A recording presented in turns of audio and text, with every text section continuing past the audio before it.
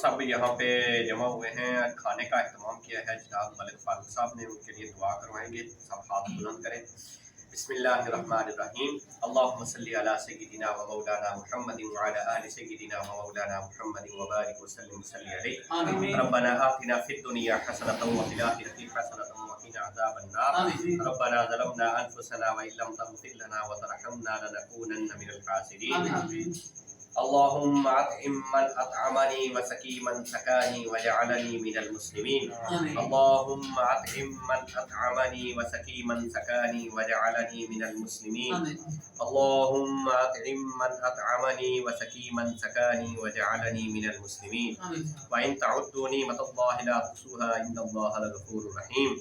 یا اللہ پاک، یہ جو ملک فاروق صاحب نے کھانے کا اہتمام کیا، اسے اپنی بارگاہ میں قبول فرما۔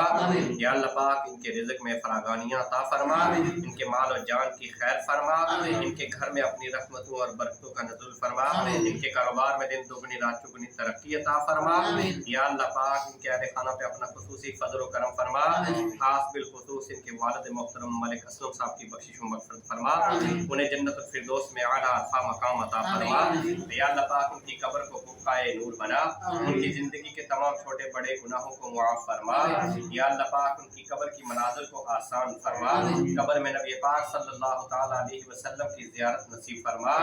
یا اللہ پاک، قیامت کے دن نبی پاک صلی اللہ تعالیٰ علیہ وسلم کی شفاعت نصیب فرما۔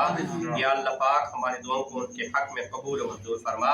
ربنا تقبل منا انک انت السمیع العلیم وتب علینا انک انت التواب الرحیم، وصلی اللہ تعالیٰ علی رسول خیر خلقہ محمد وعلی آلہ واصحابہ اجمعین۔